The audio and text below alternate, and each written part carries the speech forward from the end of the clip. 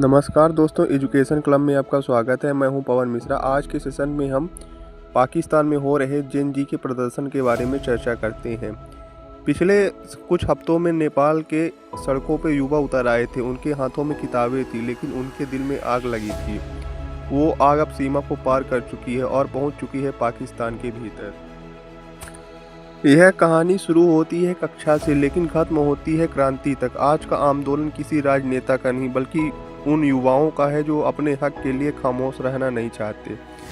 सब कुछ शुरू हुआ पाकिस्तान के कब्जे वाले कश्मीर यानी पीओके से। यहाँ छात्रों ने सबसे पहले सरकार के खिलाफ आवाज़ उठाई। कारण क्या था?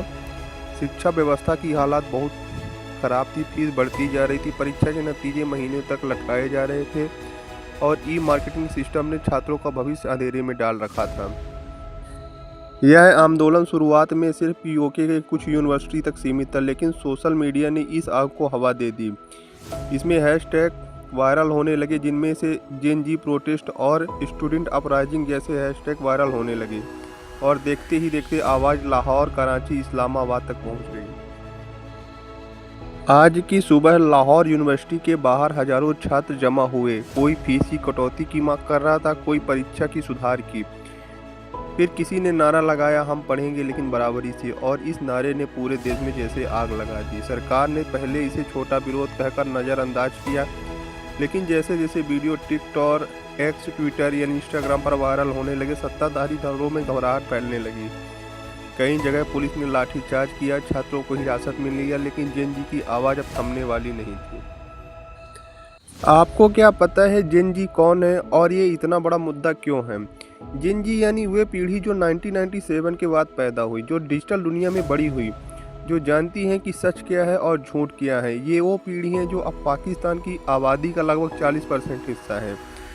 लेकिन इन युवाओं के पास ना नौकरियां हैं, ना शिक्षा में बराबरी का अधिकार और ना ही अभिव्यक्ति की आज़ादी। यही कारण है कि जब पीओके ने किसी ने आवाज़ उठाई तो पूरे देश के युवाओं ने इसे अपना दर्द मान लिया। आपको याद होगा, कुछ दिन पहले नेपाल में भी एक ऐसा ही आंदोलन हुआ था, जहां जेन जी ने वहां की शिक्षा नीति और बेरोजगारी के खिलाफ आंदोलन किया था। वो आंदोलन नेपाल के कई हिस्सों में फैल गया। अब वही जोश पाकिस्तान में भी दिखाई दे रहा है। दोनों जगह कहानी एक ही है, सिस्टम पुराना है लेकिन सोच नहीं है।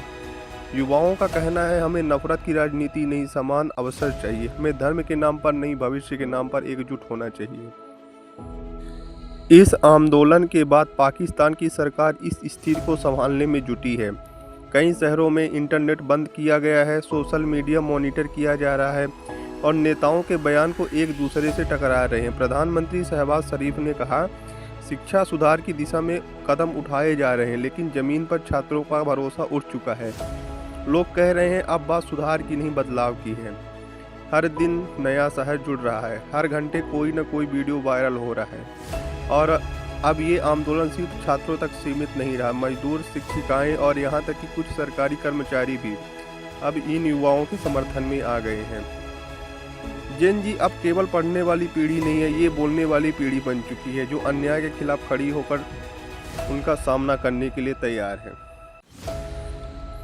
कहते हैं हर क्रांति एक सवाल से शुरू होती है, आखिर कब तक? नेपाल में यह सवाल उठा, अब पाकिस्तान में गूंज रहा है और शायद कल किसी और देश में भी गूंजेगा। जेन जी किसी देश की सीमा से नहीं बंधी है, ये एक सोच है, एक आंदोलन है जो हर उस दिल में जल रही जो बदलाव चाहता है। क्या पाकिस्तान की नई पीढ़ी अपने देश का भविष्य बदल पाएगी या फिर इस आग को पुराने सिस्टम की हवाएं बुझा देंगी? आपका क्या मानना है? नीचे कमेंट में में अपनी राय दीजिए। अगर वीडियो पसंद आए तो चैनल को लाइक, शेयर और सब्सक्राइब कर दीजिए। मिलते हैं नेक्स्ट वीडियो में इसी तरह के न्यूज़ अपडेट के लिए। तब तक के लिए अपना ख्याल रखें। धन्यवाद।